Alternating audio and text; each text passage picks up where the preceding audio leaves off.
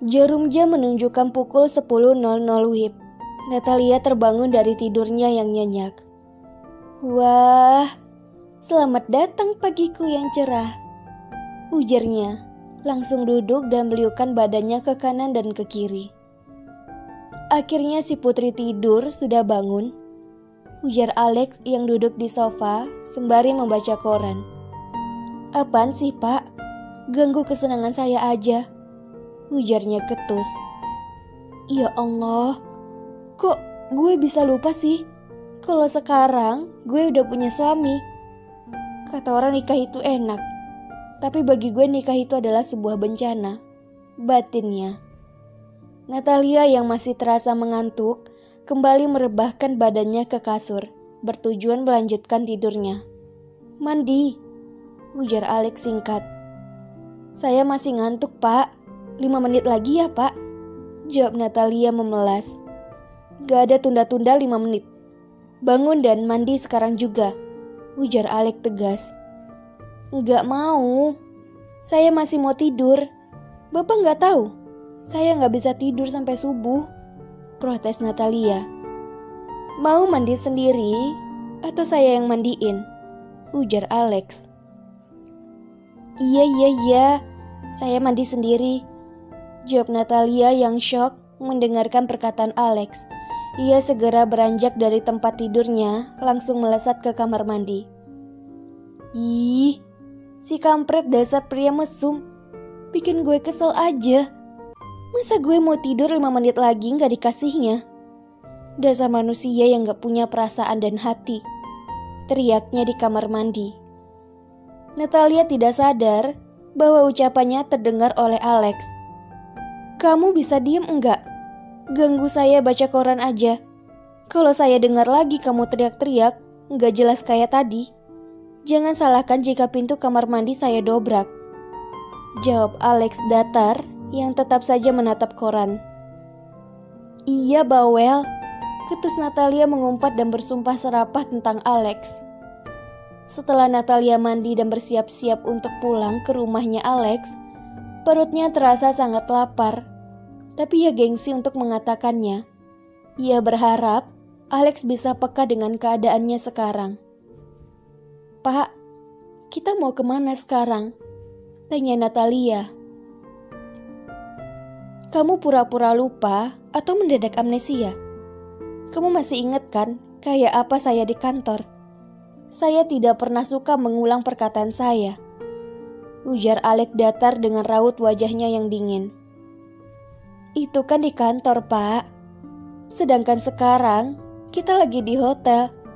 Saya kan istri bapak, jadi peraturan itu gak berlaku untuk saya mulai detik ini, ujar Natalia yang bertujuan membuat Alex sadar.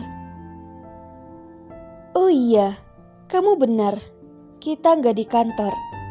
Wow, saya hampir terkena serangan jantung. Saya hampir lupa kalau saya sekarang sudah punya istri, Nyonya Bramasta. Kalau begitu, laksanakan kewajiban kamu sebagai seorang istri nanti malam, bisik Alex di telinga Natalia dengan tatapan yang licik, membuat seluruh bulu roma Natalia berdiri. Natalia terdiam sejenak. Ia sangat tahu apa yang dimaksud dengan Alex. Setelah itu, ia berlari sekencang kilat, meninggalkan Alex begitu saja. Astagfirullah, gue bodoh banget. Kenapa gue harus bilang kalau gue ini istri dia? Nanti dia nganggap kalau gue udah mulai jatuh cinta sama dia. Lama-lama pikiran gue bisa ternodai. Demi apa? Semakin kesini hidung belangnya semakin terlihat. Ini mah yang dinamakan makan buah si malakama, gumam Natalia menggenggam tangannya erat. Natalia dan Alex naik ke mobil menuju rumahnya Alex. Selama di perjalanan, Natalia hanya diam karena ia semakin merasa gak nyaman jika harus duduk di samping Alex. Natalia yang gak mau diam membuat Alex menyadari sesuatu. Kamu kenapa gak bisa diam? Kayak cacing kepanasan. Wajah kamu kenapa memerah mirip tomat? Tanya Alex menaikkan alisnya sebelah. Karena baru pertama kali ini, ia melihat wajah Natalia yang tiba-tiba memerah hanya di bagian pipi. Natalia berusaha menenangkan dirinya. Ia harus bisa menjaga marwahnya sebagai perempuan dan terlihat anggun. Ia tidak menanggapi perkataan Alex, karena dia merasa kalau Alex hanya ingin ngejahilinya lagi. Kali ini Natalia gak akan tertipu untuk yang kedua kalinya. "Kamu gak percaya sama saya? Kamu lihat aja sendiri di kaca," ujar Alex mengarahkan kaca mobil ke wajahnya. Oh my god, wajah gue kenapa merah banget? Ternyata dia gak bohong. Tapi kalau kayak gini kan gue jadi malu, batinnya. "Percuma saja kamu tutupin wajah kamu pakai sapu tangan. Saya sudah lihat duluan," goda Alex melihat Natalia yang berusaha menutupi wajahnya dengan sapu tangan. "Berisik," jawab Natalia singkat. Perkataan Natalia bukannya membungkam mulut Alex, tapi malah membuat Alex semakin ingin menggodanya. "Saya tahu kenapa wajah kamu memerah. Pasti kamu lagi ngebayangin kita lagi melakukan itu kan?" ujar Alex mendekatkan bibirnya ke telinga Natalia. "Stop!" teriak Natalia, yang membuat Alex merem mendadak, sehingga membuat keributan di jalan. Semua kendaraan yang berada di belakang mobil Alex terus saja menyembunyikan klaksonnya. Nyawa Natalia seakan ingin keluar dari raganya.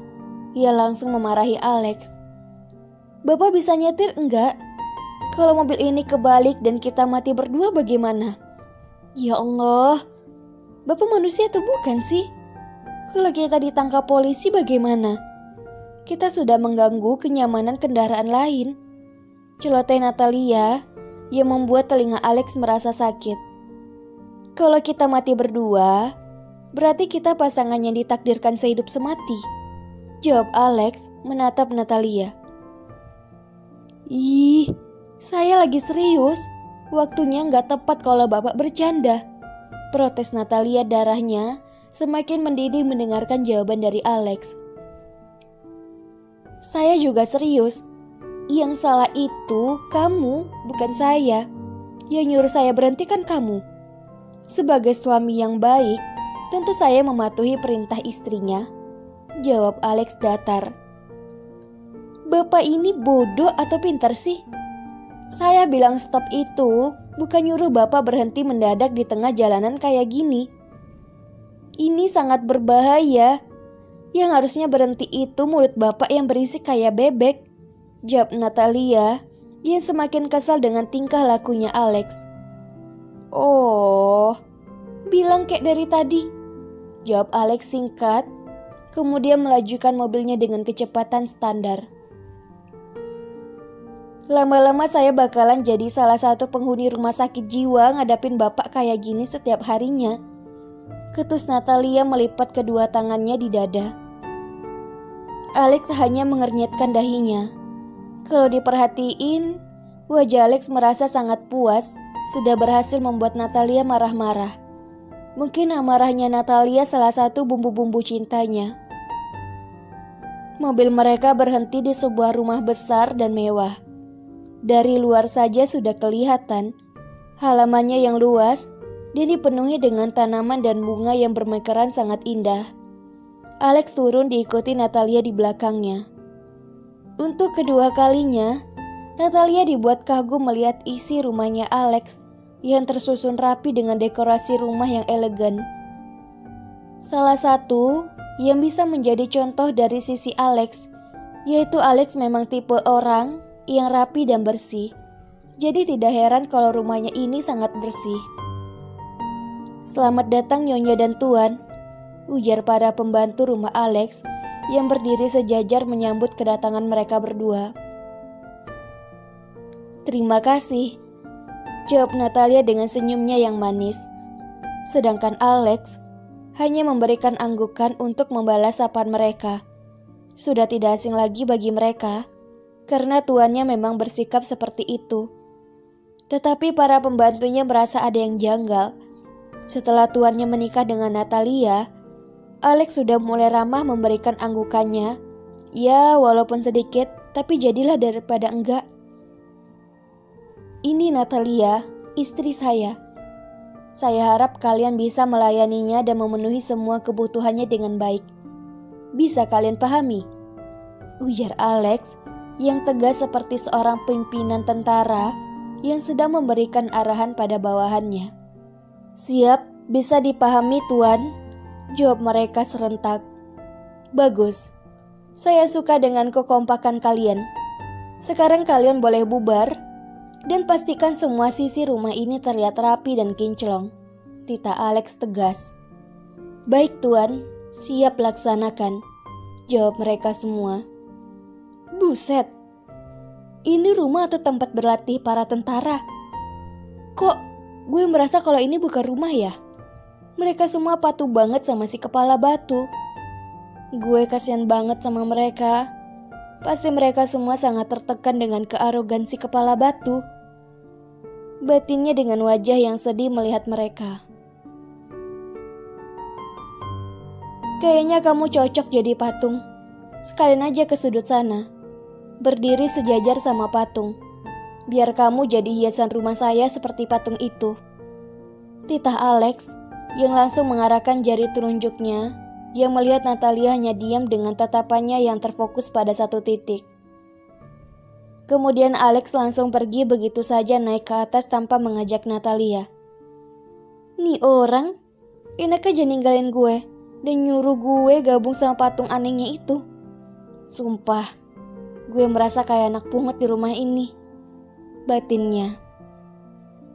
Natalia berlari menyusul suaminya yang gak punya perasaan itu.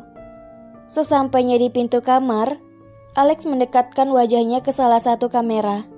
Kemudian kamera tersebut men-scan wajah Alex. Tak lama, pintu kamar tersebut terbuka secara otomatis. Subhanallah, udah kayak di film-film aja kamarnya. Ini mah yang dinamakan rumah sultan. Karena buka pintu aja menggunakan wajah.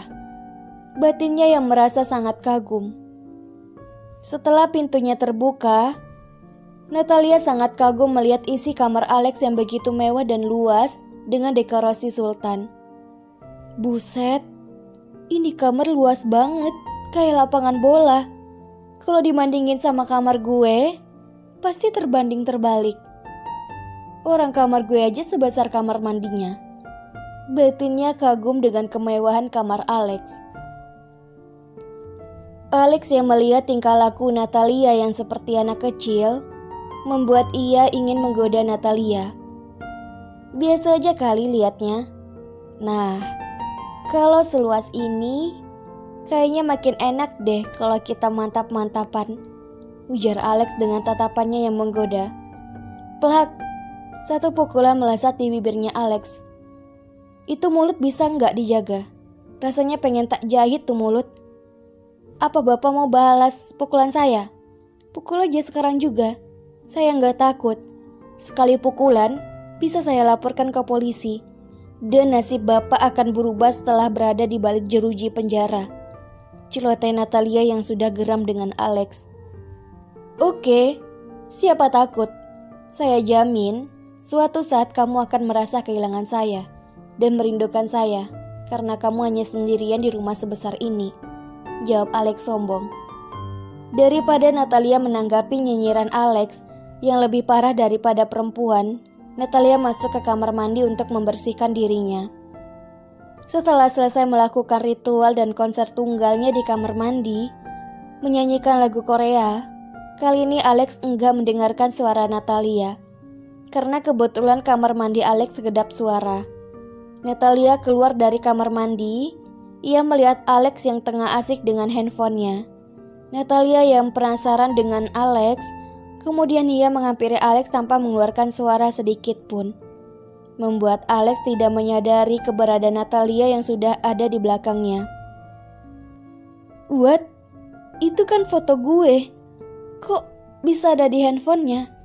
Ngapain coba dia mandangin foto gue sampai segitunya? Batin Natalia. Natalia yang gak mau ambil pusing kembali ke posisinya yang awal. Pakaian kamu ada di lemari. Semua sudah disiapkan. Saya mau mandi dulu. Awas kamu sampai ngintipin saya mandi, ujar Alex masuk ke kamar mandinya. Dih, Najong, gue ngintipin lo mandi. Gue lebih milih buta daripada ngintipin lo mandi, batin Natalia kesal.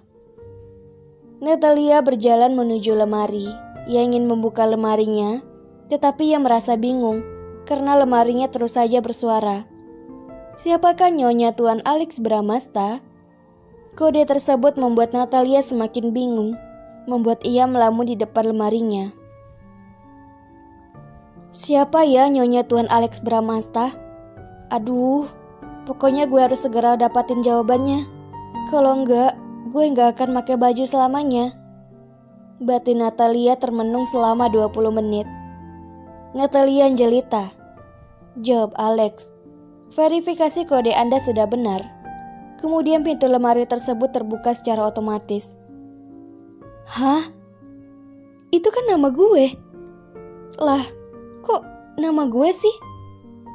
Lama-lama rumah ini kalau gue perhatiin bukannya mewah tapi horor ya. Tanyanya bingung sendiri. Yang horor itu wajah kamu, bukan rumah saya. Tentulah nama kamu. Kan kamu Nyonya Alex Bramasta, jawab Alex yang membuat Natalia terkejut. Membalikkan badannya menatap Alex yang sudah memakai bajunya. Natalia hanya menatap Alex sinis dan kejam. Natalia yang sudah menahan laparnya sejak pagi, kini terlihat sangat pucat. Ia terus saja memegang perutnya. Perutnya terasa sangat sakit hingga membuat ia keringat dingin. Alex yang menyadari hal itu menuntun Natalia duduk dan segera memanggil dokter pribadi. Tampak jelas Alex sangat mengkhawatirkan Natalia. Tidak butuh lama, dokter pun telah tiba dan langsung memeriksa Natalia. Dokter tersebut hanya tersenyum membuat Alex mengernyitkan dahinya. Tuan Alex, enggak usah khawatir. Sakitnya Nyonya Natalia enggak terlalu parah. Ia hanya butuh makan dan minum susu untuk mereda rasa sakitnya, jelas dokter tersenyum. Alex baru sadar kalau Natalia belum sarapan sejak pagi. Ia mengucapkan terima kasih pada dokter tersebut dan memerintah pelayannya untuk menyiapkan makanan dan susu dalam waktu yang singkat, agar Natalia tidak menunggu lama. Kalau kamu lapar, bilang sama saya, bukannya ditahan kayak gini, ketus Alex yang tampak begitu marah pada Natalia.